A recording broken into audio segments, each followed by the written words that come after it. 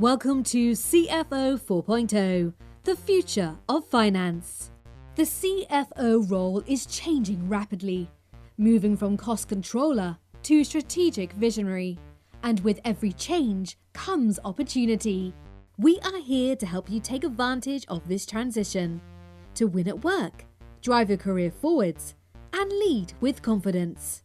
Join Hannah Munro, Managing Director of ITAS, a financial transformation consultancy, as she interviews key experts to give you real-world advice and guidance on how to transform your processes, people, and data. Welcome to CFO 4.0, the future of finance. Hello, everybody, and welcome to this episode of CFO 4.0. With me today is Ian Pugh. So Ian is CFO at Precise TV. So lovely to have you with us on the show, Ian. Thanks very much. So we very much, this is part of our private equity series where we delve into what sometimes seems to be a very mysterious and exciting world of private equity.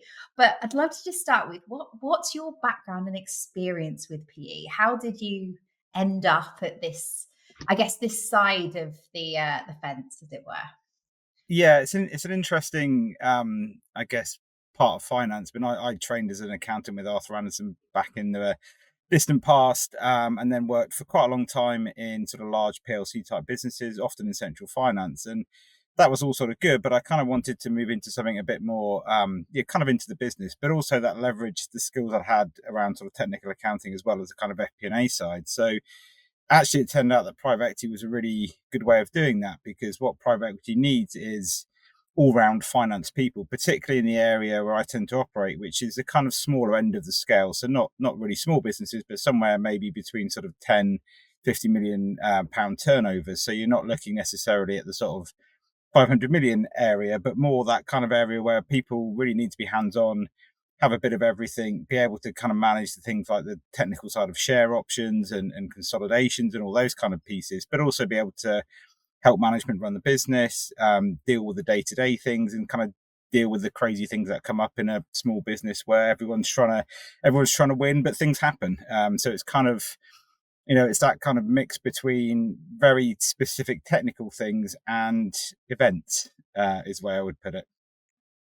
And you mentioned that what PE needs is all-rounders. Do you think that's where perhaps CFOs struggle when they come into PE? Is that, do you think, the biggest challenge, that they don't have enough breadth of knowledge, or is there something else that you think gives PE such a, it's known for being challenging to work in, isn't it? I think, it's an interesting thing. I think there's a couple of things there. I think that when you speak to PE people, and you say to them, what is it you're looking for from a CFO? And often people would expect there to be kind of, we want strategy, we want, planning, all that kind of thing. What they really want is you to be on top of the numbers. They want you're really the defense against anything bad happening that they don't know about and creating surprises, because obviously what PE hate is surprises. So the role, you need to kind of have a bit of everything, but also be able to manage things that you don't know. I mean, I do spend a reasonable amount of time, dealing with things that I don't necessarily know how to do or haven't done before. But it's equipping yourself with the tools to be able to kind of manage new things as they come up. So you've got to be comfortable dealing with the range. I think that's the key, because often things fall to you that aren't even finance, but aren't anything else. So by default, they become finance. So what PE is looking for is, ultimately you're the bridge between the management and the investors. You're kind of, the investor's guy, but you're also the manager's guy as well. And you've got to kind of make both of them feel that you're their guy, which is sometimes a tricky place to be. But at the same time, it's an interesting place because you get to see everything. So I think for me, there's two key things really with PE. One is you've got to be able to manage the breadth, and you've got to be able to kind of deal with whatever comes up. But then the kind of more, the other side of it is you've got to be able to deal with the pace. You've got to be able to understand what PE wants out of the business. And then you've got to help the management team manage the business in such a way that it kind of delivers what everyone wants, but also they're managing that relationship with the investors as well, because it's such a key relationship. And when it works well, it's massively positive for a business, because you've got all the knowledge of the PE firms coming in and they see the big picture because they do it all the time. But if it doesn't work as well, then it becomes challenging, and then the trust isn't there, and then you're very hard to run the business in the right way. So I think it's that combination of having this a breadth of skills, but also kind of the confidence to be able to manage things that you just don't know, and think we'll work that out. But then it's that kind of people management side, particularly at the sort of CFO level, that is absolutely key, and where actually the CFO, I think, can add a lot of value in making sure that you're kind of oiling the chain and things are moving smoothly. Yeah, and when I've spoken to other CFOs that have worked in PE and also the partners, I had a partner talk about their perspective on the show. One of the things is it's really easy to enjoy PE when things are going well. It's a lot Mm. harder when things aren't. So, have you had, a challenge in your PE career where perhaps, you guys as an organization were not on the right side of the numbers, or something happened that put you into, I guess, a difficult position with PE? And how did you handle that? Yeah, I mean, it's interesting. I think a lot of the things that I do really are kind of almost in a way defensive mechanisms, because where I'm working at Precise right now, things are going really well. It's a really great business. We've got great relationship with the investors. Everything's going smoothly, but things don't always go smoothly, for sure. And especially if you're an investor, you don't expect that, because you've got lots of investments, and that there's going to be bumps along the way. The key, on a kind of broad level, the key is a no surprise culture. My experience of peers, they don't mind bad news. They expect bad news, but you've got to get on the front foot, and you've got to be upfront and telling people where you see the risks. If the numbers aren't going as well as you want, you say, look, we're a bit concerned about the next 6 months. We're going to monitor it for another month. And if it goes the way we currently think, then we'll take action X or action Y. And you kind of, and then you can say to investors, well, what do you think? And they can say, well, to be honest, it seems like you're doing a good job there. Crack on. So it's really getting on the front foot and telling the business as it is, and being quite open about the things that you don't know, the things that you're worried about, the things that you're keeping an eye on, and the strategy. And I think that's the kind of the key to managing that, because I think the worst thing that can happen is that you suddenly spring a surprise. Because if you're an investor director, that means that you've got to spring a surprise on your boss, because everyone has a boss, and that's challenging. On a kind of more specific level, actually, I mean, there's some interesting things I've learned along the way as well. So in a previous role, we had a fraud, a bank fraud, whereby we ended up, a decent amount of money was paid fraudulently, and it was a relatively sophisticated fraud. An email chain got hijacked, and someone came in from a different with a different email address, and it wasn't that noticeable, and it was relatively sophisticated. But at the same time, I was the CFO, and a fraud had happened on my watch. We subsequently got the money back in the end, but it was a tricky period. So it's kind of almost like your worst nightmare, because at the same time it was a sophisticated fraud, but it happened, right? And so therefore the controls that we had in place weren't good enough. And the way I dealt with that, which I think was was a massive lesson, is that the first thing I did was send an email around to the board saying, with the first line, "Dear board, we have had a fraud. X amount of money has left the business," and hit them, first up with the news that this has happened. I then said, "Here's how it happened. Here's what we're doing. Any questions?" And obviously that caused a fuss, and there was the board were relatively supportive about the whole thing. It didn't sort of feel under massive pressure. But when I sort of look back in that period, and it's very stressful as a CFO when something like that happens.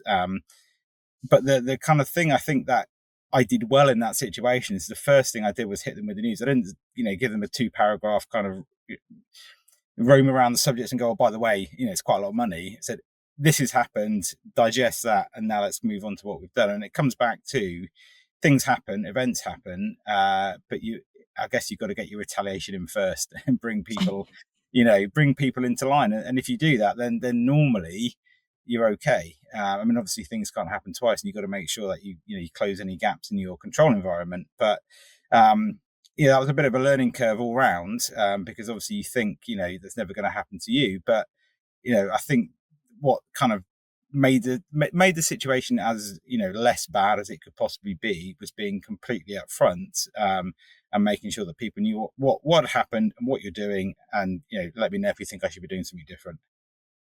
Yeah, that directness almost of communication and making sure that you're not trying to hide it, I guess, under Exactly that. Yeah. layers of either text or other news, so that people, people can trust that you'll make them aware when you've got an issue. Exactly. And also kind of, not trying to deflect responsibility, I think, as well, because I think, again, people know that investors know that stuff happens, but they want Mm. they want to be able to trust. I mean, like any relationship, but I think it's a particularly relevant relationship, is that trust takes a year to build and a day to lose, and you can't accelerate the building of trust. That just happens with every board meeting, with every interaction that you have with an investor. You're building a bit of trust, but then something like bad happens, and that's when there's a risk of that trust being undone very quickly. But just because a bad thing happens doesn't automatically mean the trust goes.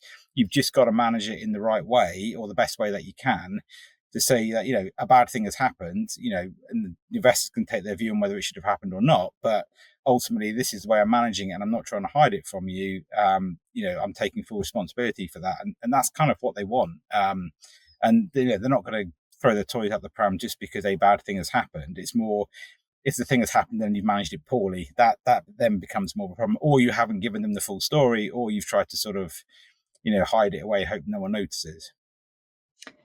And you obviously mentioned the importance of that relationship and trust with the investors.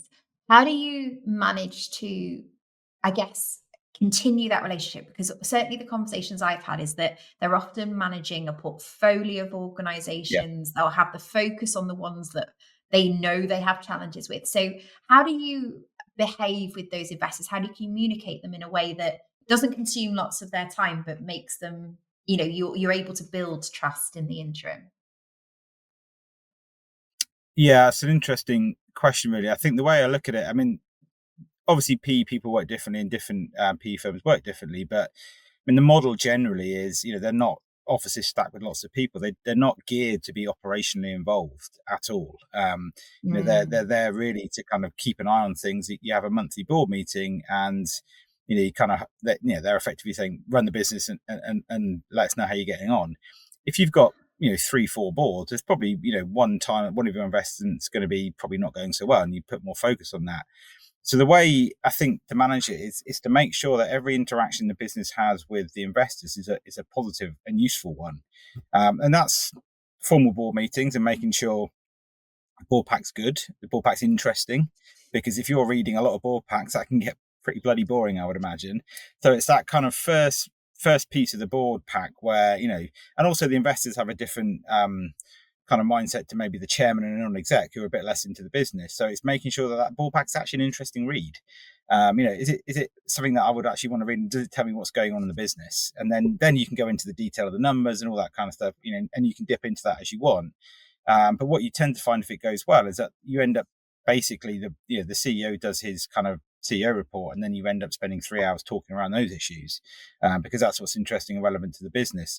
So it's making sure that kind of interaction is positive, but it's not just the formal ones as well. It's if you're having a lunch or whatever, we tend to have a lunch after a board meeting, which is then a good release of pressure, and you can get a bit more informal, because it's the informal stuff that counts as much as the pure numbers as well.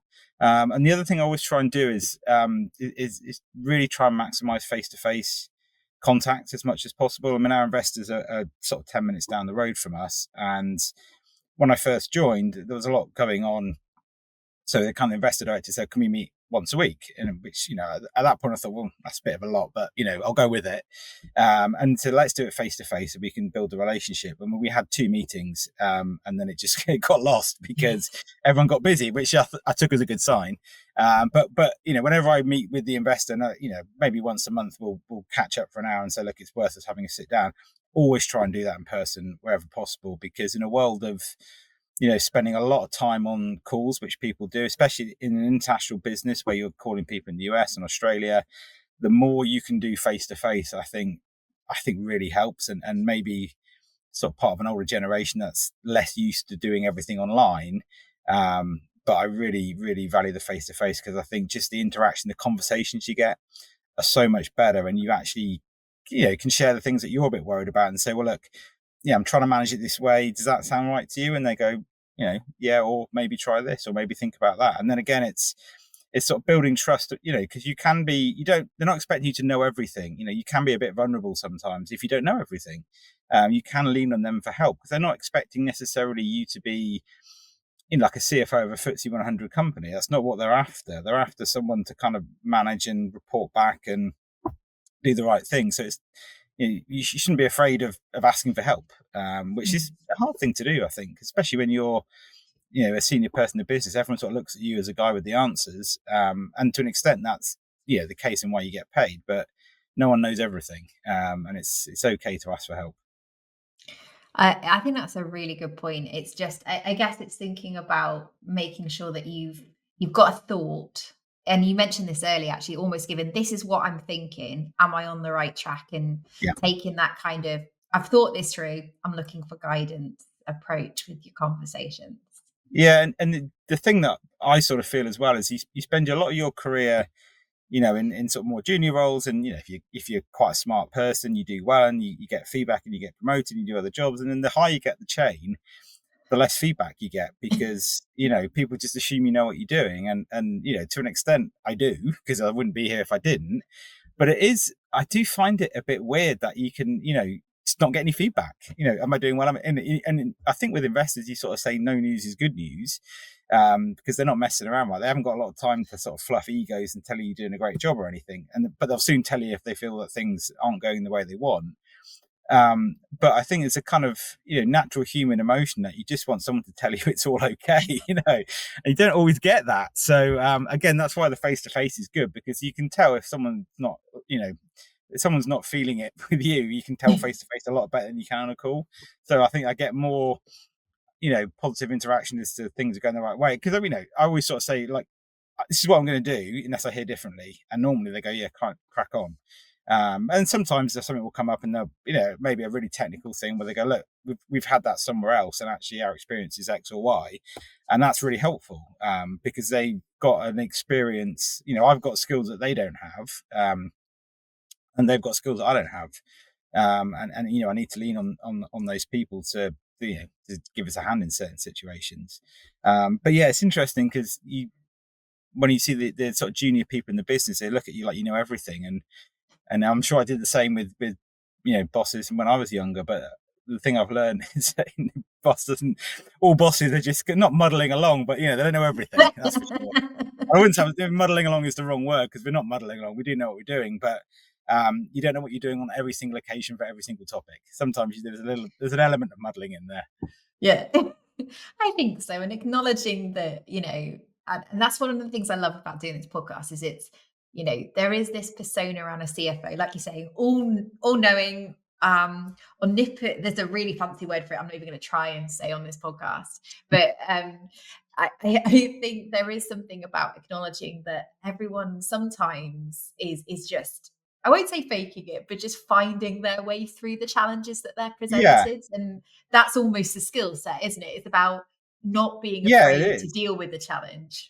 It is, and it can be quite uncomfortable. And if you work in a big company, you could spend sort of 10, 15 years building a specialism in tax or whatever. And if you work in a big company, there's loads of issues around that company that are really specific. You become really knowledgeable, and you spend a lot of your day, I would imagine, I've never been there, but you spend most of your day kind of knowing what you're doing, feeling quite comfortable in general. And I've done a lot of different jobs and drilled into, like, I don't know, German VAT. I know a lot about German VAT in gaming. I'm never going to use that again.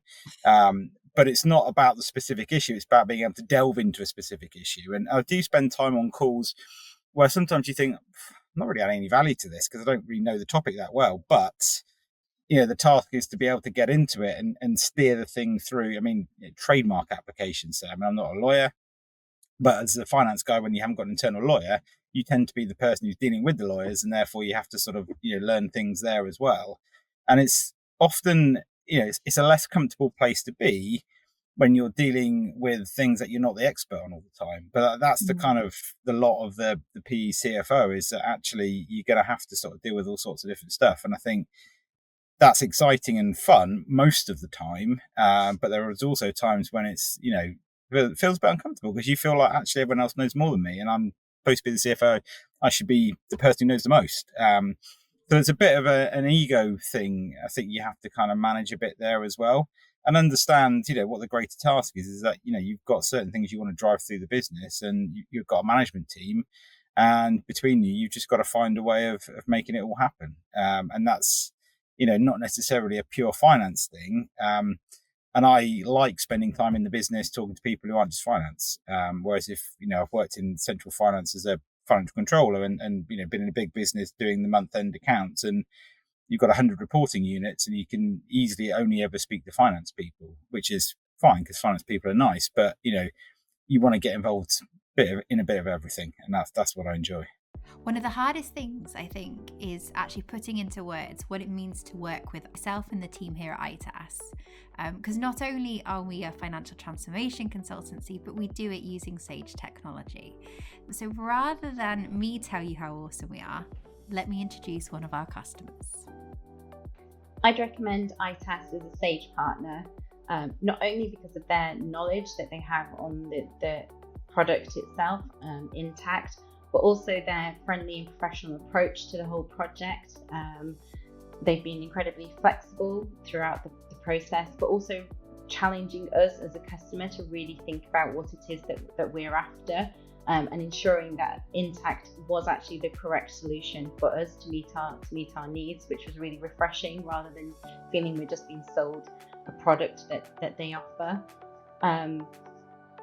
We've got on really well with the whole team. They've been hugely approachable, helpful throughout the whole process, really putting it as at ease if anything we kind of felt we were struggling with or difficult. It really helped us to understand some of the complexities with the new system that's different to other finance systems, things that we just never come across before, like the new dimensions, and understanding how that actually works. And you mentioned something earlier that I kind of want to roll back to. And I loved this statement. I'm going to ask you to dig into it a little more. You mentioned that board papers should be interesting, right? So can you just tell us what do you mean by interesting? What is it that you look to do when you're presenting board packs to make it interesting to the readers? Yeah, I mean, it's something I'm sort of quite nerdy about the presentation of data and, how you tell the story, really, because I think that's always an interesting part of a business. And when you look at a lot of board packs, they're really dry read or they're over detailed, and it's quite hard to pick out what's going on, because at the end of the day, in a board meeting, if you're the management, generally there's, we have a lot of discussion telling about what do we say, and it's like, well, if you're the board, what would you want to know? What's happening in the business. And that can be a range of different stuff. Some of it quite technical, some of it a bit more even gossipy in a way. It's like there's some internal strife with the team or something like that, which is important, right? Because, we all work together. So I think the way to, what's the story, what's going on, and are we explaining that first up? It's like the first line. What's the most important thing? Let's hit them with that, basically. So you talk about the numbers, and our numbers have always been good so far, so that's all great. But it's kind of moving away from like a pure slide deck.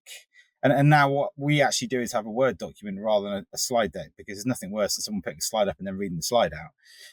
So we tend to really focus on what are the topics, what are the 5 things that the CEO wants to share, and then what are the things that the CFO wants to share, and making sure we're when the chairman picked up the board paper, it's an interesting read, because for me, the kind of, is this business interesting? A Precise TV where I work now, it's really interesting. There's loads of interesting stuff going on with the industry.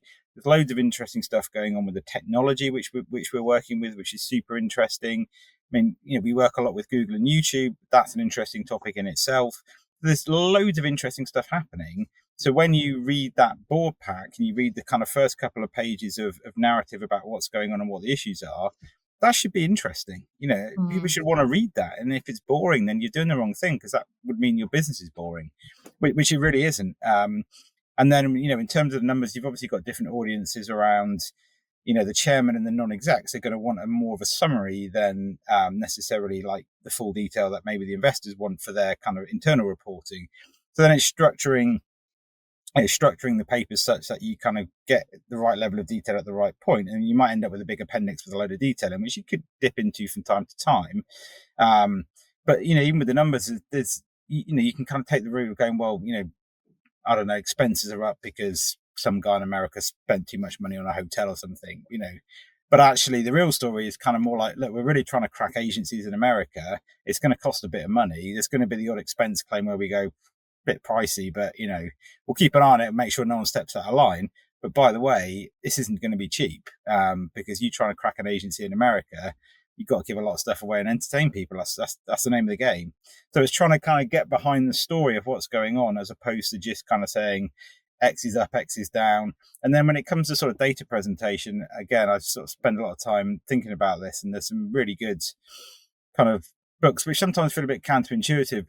So for example, if I ever see a pie chart in a board pack, it always makes me absolutely scream, because it's like I've never read a pie chart that I've ever understood a thing for it, and it's just making sure that it's clear, concise, has clarity, and it's also like the board pack should be as small as possible. The temptation is always to dump everything in there, but again, these are busy people, so it's passive aggressive, I think, to kind of give people 100 pages of detail. Their time is valuable. Make sure that if they're spending an hour reading your board pack, they get all the kind of interesting information, and then the board meeting itself becomes a good conversation then, because they kind of got the detail, but can we talk a bit more about this? And then you get to that point where the board meetings become interesting, which isn't always the case, frankly, for everyone. And and then it's a chance you can use that. You've got 3 hours maybe where you've got some really senior, really experienced people in the room, which you can, the business can kind of squeeze the knowledge out of them, get the most out of your non-execs, and you can have a disagreement, on stuff without it being, people taking it personally. And that's kind of, precise. We're maybe 6 boards in, so we're not all the way there at the end of the journey, and it does take time. But you can feel that every board meeting we get more out of it, because the trust is building. All of this helps when the numbers are good as well, by the way. It's a lot more challenging when they're not, and you get a bit more space and time to develop everything. But you can't fast forward the trust, but it's you've got to put a bit of time to thinking. You've got a really senior guy here. Our chairman is really experienced, and he's on different boards, but he's been in the industry for 30 years. He's an absolute really experienced person who's got a lot of knowledge to give, but then you've got to respect his time as well by making sure that if he's picking up a document that you've prepared, it's super interesting and it's well thought through and it's concise. It's like you've spent the time. I don't know if it's Mark Twain who said, I wrote a long letter because I didn't have time to write a short one. And that's a kind of the same sort of idea, I think, actually. So it's quite hard to summarize things well. It's a lot easier just to dump everything and go, look at all the work I've been doing. But of course, investors don't want that. They just take it as read you've done the work, because that's what they're employing. And if you have to explain to them you've done the work, then you're in the wrong game. What they want to know is the answer, and they want it, in a concise form. So I think a lot of, relationships with PE and working in PE, board pack's actually a really key document, because it's your monthly interaction, and I think a good board pack indicates the management really understand the business well. And it's hard. It really is hard, and it takes time. And people are busy, and you've got to corral the troops and everything. You don't get it right in one go, but I like to feel that our board pack gets better every month, because we spend a lot of time and effort really thinking about making it good, and that's quite a challenge. And you've talked obviously about the need for information from PE, and previous conversation, there's been comments about the volume of and breadth of information that they get asked for. Is that something you've experienced when you've worked with different PE organizations, and how do you manage that within your day and your time as a CFO, whilst dealing with everything else that's sitting on your desk? Yeah, I mean, it varies, and it varies from time to time. I mean, and often you might have more than one investor, right, as well. So if you've got 2 investors, they're going to want their information maybe presented in a slightly different way, and that's where it comes down to with the finance team in PE, you've got to be super efficient. You've got to leverage the right tools to get to the right place. Again, that takes time, and you've got to make sure that you can pump out information in the right way without having to spend a lot of time doing an Excel every month, basically. So you've got to kind of make sure you get to the point where everything's linked in. You've got to know the business, because they're going to ask, if you send a board pack off, you'll get a lot of questions back, because what will happen is an investor's maybe not thought about the business for a couple of weeks because they've got lots to do. they get the board pack, they're experienced people, they home in straight on interesting questions. So again, it comes down to getting your retaliation in first. It's making sure that you're telling them all the interesting things and the things that they need to know. But then they might ask a question on something that you hadn't necessarily thought about. And then I think it's that kind of loop of making sure you get back to them quickly, making sure that you understand the business, because it will become really apparent really quickly if you don't. And most businesses, if you've got 20-30 million turnover, you can know the business. I think in that level, it's not like you've got 50 divisions. I mean, it's pretty much one business. So in time, you can sort of wrap your arms around it and know what's going on. And it's that kind of clarity of understanding, but also saying, you've asked this question, here's the answer. And by the way, what you really, the question you're probably going to ask next is this. And I've tried to anticipate that and answered that as well. And again, it, as always, it boils down to trust and communication, and, making sure that you're giving as much information to the board as possible, without sort of bogging them down in operational detail that, they're leaving to management and then they're not interested in. But it's funny with PE, because you do get this weird mix of kind of, we're not that interested in the detail, but now we really are interested in the detail, because that's just the way it is. And you've got to put yourself in the shoes of your investor director. That's a really hard job, because you've got maybe 4 or 5 boards. You've got to be on top of that. You've then got to report back to your boss. You'll have your kind of, they'll have their annual review with their investor committee about the business. So therefore that's a big thing for an investor director. So you want to make sure they're going to that meeting with as much detail as they can. And of course, if you get that positive loop where they go, well, you really briefed me well on that, I was able to answer all the questions, thanks very much, then you've got that kind of trust building and a positive loop. But I mean, they will ask details in a way that you just don't get in other businesses, and you just got to be prepared for that. Even if you might think, do you really need to know that? You're the boss. But sometimes you can say, look, I can give you the answer there, but it will take a bit of time, because that's quite a niche question, and that's fine as well. And again, if there's trust there, then that will generally go down pretty well. But also you're dealing from a non-exec perspective. If you get that right and you've got the right people on the board, you've got really experienced people who are used to dealing with businesses, in your industry, and they kind of know where the issues are and they know what to ask. And then it's down to you to make sure that you're kind of, don't pretend you're not, I think it's fine to always say, like, I don't totally know that answer, but I'll come back to you. But that level of kind of knowing enough in the board, but not knowing all the detail, but being able to get to it pretty quickly, that's a sweet spot, which I'm not convinced you ever totally get right, but hopefully you get it right enough to convince everyone that you're the right guy for the job.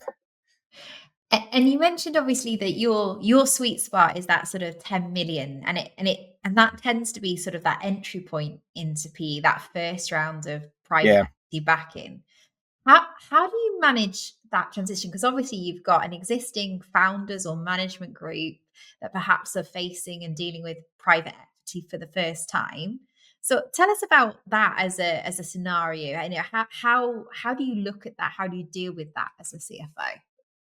Yeah, it's an interesting challenge, because I think a lot of your role coming in, again, you're kind of the bridge between the investors and the founders. And the investors invest in founders because they really believe in them. And the kind of businesses that I work in are generally where the investors have come in and invested in the business, but the founders are staying in the business for the next kind of round, at least, because they're integral to the business. Once you get kind of to a certain point, maybe the next transition where you're settling for, your revenues maybe 70 million or plus, there comes a point when the founders go, we've made enough money, we need to step away, or it's the right time for them to step away. And there's always kind of a sweet spot for that as well. And all the business has grown to the size that it doesn't rely on the founders. But, for the businesses I've come into, the founders are absolutely key to the thing. If they've built the business, they're the ones that need to take it to the next point. And the investors recognize that. But then, founders are used to, they've built businesses and they're used to kind of doing the things they want to do. So it's kind of saying, well, no one's stopping you from doing that, but we've got a bit more discipline in place now. We've got to be a bit more process driven, because we've got investors, and we've got to make sure that relationship goes well to benefit the business. So for example, you could say, well, do we need a monthly board meeting? Can we do it bi-monthly? And so, well, you're never going to get an investor going, I only want an update every 2 months. And actually, this is not going to happen. So let's embrace that and go, well, actually, that board meeting is our chance to really, tell the investors what's going on. Embrace that and use it to our advantage. And then it becomes kind of, you can't go in all guns blazing and go, right, there's no process, we're going to need loads of process now. It's kind of, it's almost sort of saying, well, where do we need to get to? Where are we now? What are the steps to get there? And what's the right order to do things in? So there'll be some system change in there. Maybe there'll be some process change, maybe some cultural change, definitely as well. And it's kind of and it helps if the business is going well as well, because that gives you a bit more time and space to do all of these things. But it's kind of understanding the interaction between the kind of, you can't go all technical because there's a lot of people and emotions involved, but then you can't just be people and emotions because there's a lot of technical stuff that needs to happen as well. And, a lot of people are looking to the CFO to be the person that kind of manages that transition in from a business that's really successful, on the terms of reference that it is, to a business that will continue to be successful because you're harnessing the really great knowledge and power and personality of the founders who are integral to the success, but then putting scale and structure around that so that business can go from being a $30 million pound or dollar business to 100 million. And with all businesses, you get to that point where you get to about 50 people, and that's difficult, but you can get there. And there's a certain level of process and structure you need to have a business of 50 people. And people can do things like just email each other all the time. Once you get to like 70, 80 people, you need an extra management tier in place. You need more formal structure around pay rises, and you need more formal structure around reporting lines and all those things. And a lot of which can be seen as kind of holding the business back.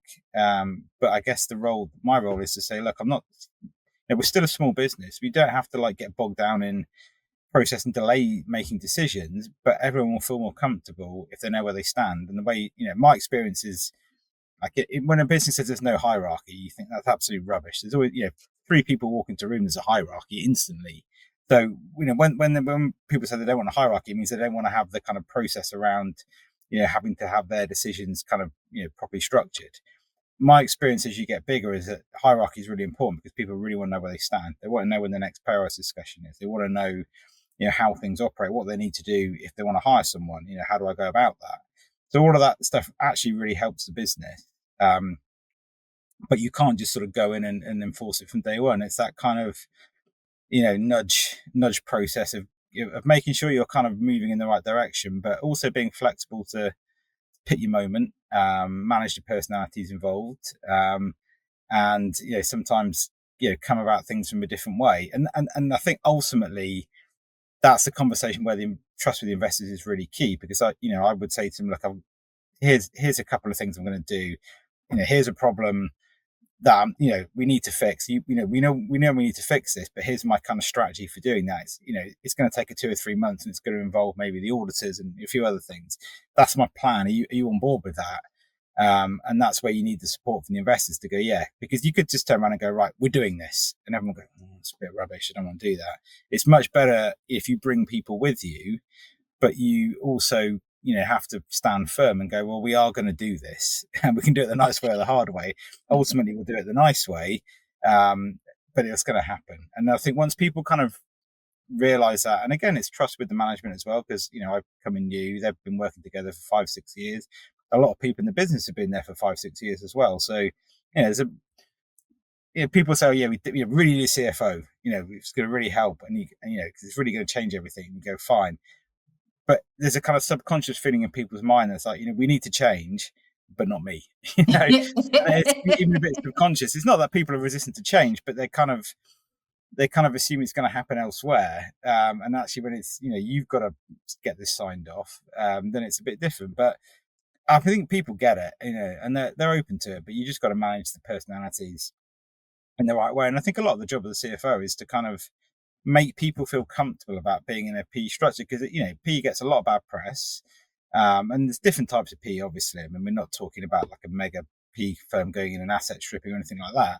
We're talking about a business that's grown really well, and PE have come in to kind of grow together, and everyone should win from that. And it's kind of explaining to the staff as well how PE works, and this is a really good opportunity, but it's bloody hard, and they expect a lot, and we win together. So I do spend a lot of time even things like, share options and all that kind of thing. They take a lot of explaining because they're complicated and people need to understand what they're getting into and what they get from it, all those kind of things. So there's a lot of time spent chatting to people in the business, just kind of making everyone feel, realizing the opportunity. Because if you're young, and you haven't worked in many places, sometimes, and I've been guilty of this in the past, I've worked somewhere that was really good, or underestimated kind of what people thought of me in the business. I moved on and I thought, actually, it was a really good business. I think maybe a bit hasty there, because you don't have the frame of reference that you have if you've worked in 5 or 6 places. And I think for us at Precise, we're a really interesting company that's growing really strongly with really good investors who are really supportive in central London, working digital advertising. That's a good place to be, and people need to remember that.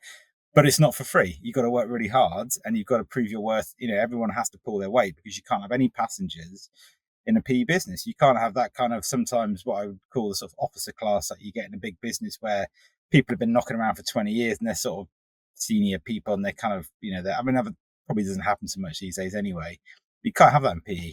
Everyone has got to pull their weight. Every role that you have has to be, you have to be really clear about how that is enhancing the value of the business, and everyone needs to feed into that. But if you're, a good, smart person, that's perfect for you, because that's what you want. You want to accelerate your career. I mean, I always sort of say to people every year, write your CV, and if you haven't got loads of new things to put on it, then you're in the wrong place, because you want people to work for you because they want to, not because they can't go anywhere else, because it's a competitive market for good people.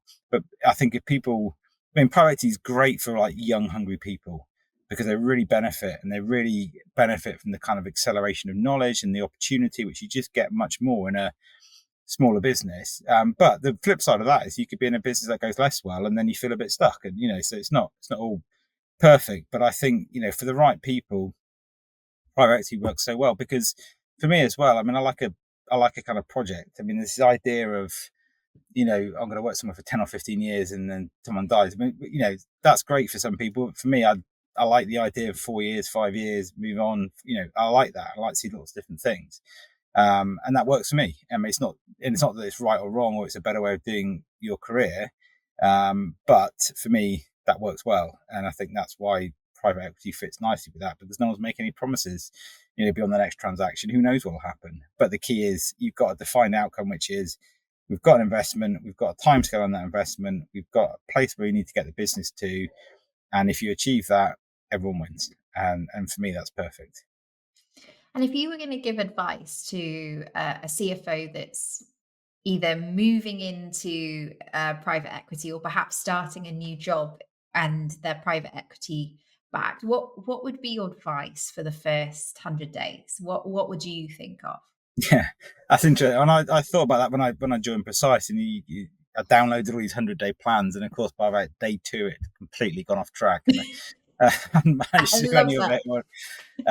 I think, as always is the case, I think firstly, really know what you're getting into, because once you're in, you're in. So I mean, difficult, because with CFOs and private equity, they're not looking to like develop your career. They're in the market to purchase a skill set, and they'll purchase that and they'll reward you well for it if it all goes well. But to break in the first instance, often like your first CFO role in PE, you might have to go for the one you can get, not necessarily the one that you want, and then make it work for you. But that's the same with a lot of jobs. It's like take the job no one else wants and make it a success, and then you advance. I think the key is to know what you're getting into. You've got to be comfortable with the management, because that's absolutely key. If you don't feel there's a fit there, you definitely won't succeed, even if the business looks great. And also you've got to then gel with the investors. And there are very many different types of investors who work in different ways. And I certainly interviewed with quite a few people before I moved to Precise. And, I didn't gel with every investor. And even if you think you could get that job, or it's a really good job, I think your life's going to be really hard if there's no fit. So I think that's the absolute key, because that's the worst mistake you can make. It's almost like, if you get lost coming out the tube, it's normally the first step you take that gets you lost, not like 3 steps down the line. So that's absolutely key. And then I think that then the other thing is building the relationships. You've got to have a plan to know where you want to get to. Like, what's your plan? You can't know the plan before you get in the business. You can have an idea, but then you've got to spend the first sort of 50 days learning and listening, or 100 days. And then it's making sure that your interactions with the investors and the management, are really good, and you build that trust. I think ultimately it's all about trust building, because then people, will if you say, look, we need to do this, people will go with it. If they don't trust you, they'll question everything. So I think the idea that you can go in with a really rigid 100-day plan is nice, but probably not true, because you never really know till you get in the business exactly kind of how things are. Even if when I come into Precise, I saw all the due diligence, I had a really good idea what it was, but it was still different, not in a bad way, but just different. So I think it's kind of, and it's being able to deal with the breadth of stuff as well. It's like, don't just focus on what you know, because there's always a tendency to go like, I'm really good at, leisure systems, for example. So I'm going to put a new leisure system in because I know how to do that. That might not be the best thing. You might need to do that, but maybe not first or second. It might be the fifth thing you need to do. So it's kind of, you got to come with an open mind and work out what the challenge is, and then work out your plan for that. All of which is doable if you've got the trust of the management and the investors. So that's, I guess, my ultimate focus in the first period, and still now, and always will be, is to make sure that I'm taking people with me as far as I can possibly do that. Because then when I want to do something that won't necessarily, maybe not everyone agrees with, you can explain why, and they go, well, look, it's your area, you know what you're doing, crack on. So yeah, I think it's a tricky role, but you've really got to make sure there's a fit. I think that, and that's, when investors come in and invest in a business, they're focused on the fit, and they're focused on founders they believe they can work with. And founders then, ideally you pick from different PE firms, and you pick one that not necessarily giving you the most money, but it's giving you the best fit and the best support. And I think it would be very, very hard to be a CFO in a PE business if the fit wasn't there. And I wouldn't fit with every PE business for sure. And there'll be people that, who are good in other PE businesses that maybe wouldn't be great and Precise and with the investors that we have. And I'm sure there's PE environments that I would be less good at. It depends what the business wants as well. I mean, we're a growth story, and it's about scale and building that scale. There are other PE businesses where it's a bit more about, hacking away the costs and whatever. And it's the right tool for the right job, I think. But it's that fit, it's the key. And there's always a kind of, danger that you sort of jump for, I'll work that out later, but it's the relationships, the key. Because I was employed a financial controller at Precise, and I spent a lot of time interviewing lots of people, and I actually recruited the person before I joined. So it was quite a tricky sell, because I haven't joined yet, but come and join me. And so look, we're going to speak every day for the next 4 years. This is going to be quite an intense relationship between you and I, and you're probably the most important hire that I'll ever make. So we need to be comfortable. You need to know what you're getting into. I think that's the thing, because there's, say, glamour, but the idea of PE is like you swan in, business grows, get your share options paid out, and brilliant, everyone's happy and it's great.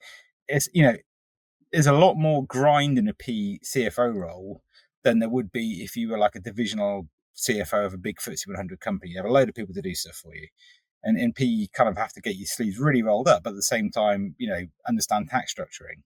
So you've got to really know what it is that you're getting into, and not kind of, being seduced by the glamour such that it is, because, investors won't have any time for you if you can't get the nitty gritty done.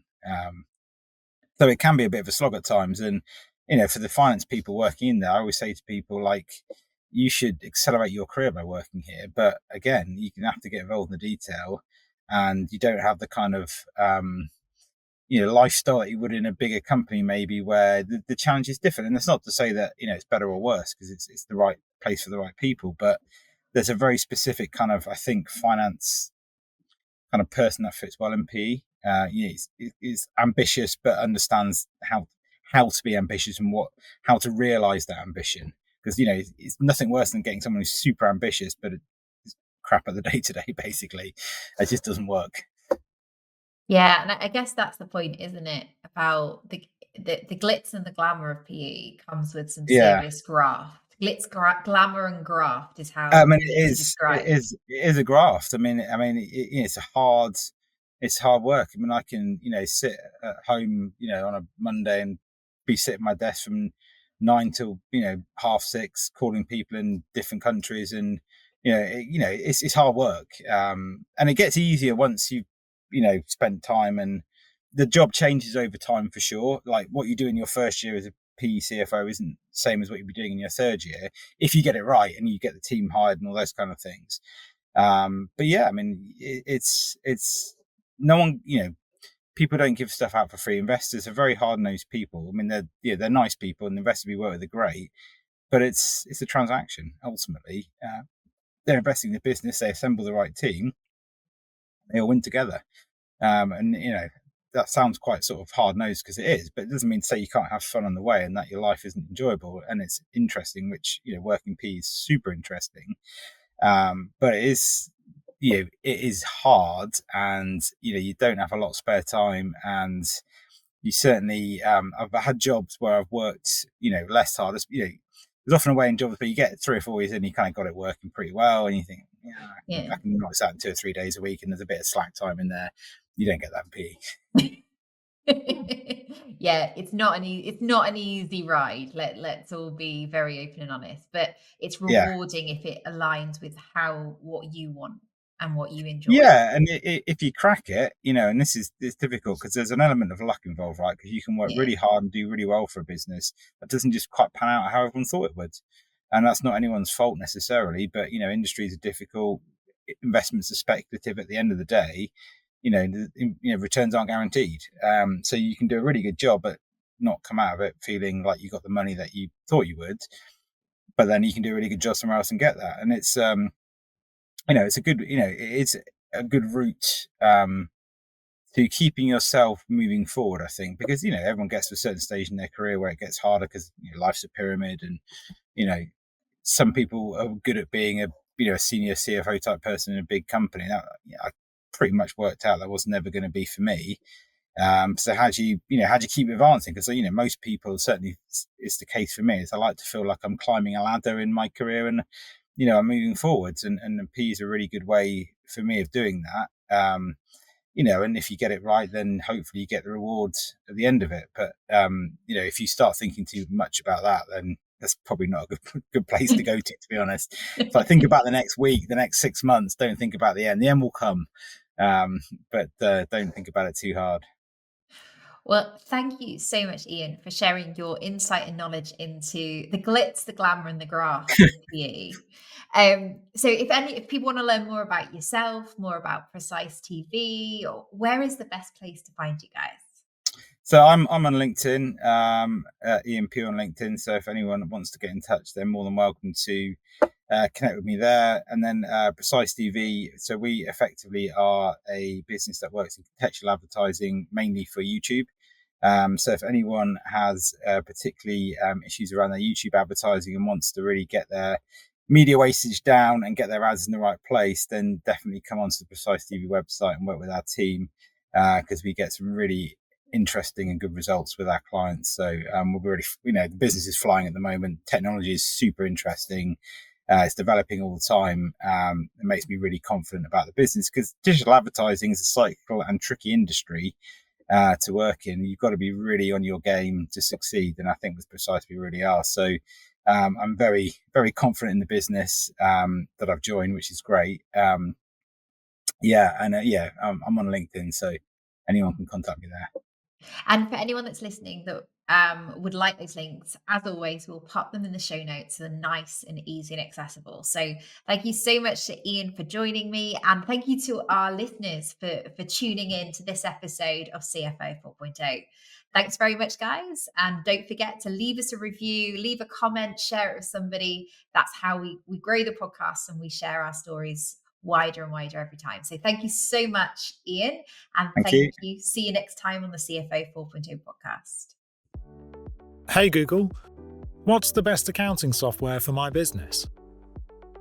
Give it a couple of years, and I bet you she'll be able to answer you pretty accurately. But for now, it's still one of the few questions Google can't give you an answer for. But we can. Take our free quiz and find out which Sage product is the right fit for your business. Just head to itassolutions.co.uk.